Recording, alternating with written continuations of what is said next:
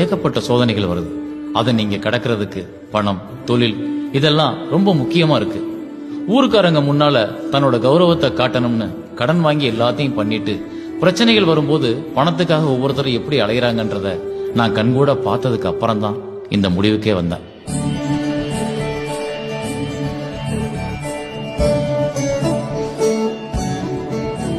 கணவன் எல்லாம் செஞ்சிருவான்னு நினைக்காம அவனோட வருமானத்தை வச்சுக்கிட்டு என்ன செய்ய முடியும்னு தெரிஞ்சு தேவைகளுக்கு ஏற்ப திட்டமிடுற மனைவியா நீ இருக்கணும்.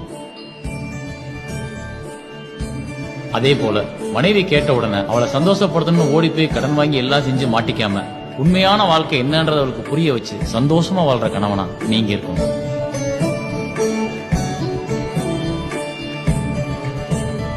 வாங்க.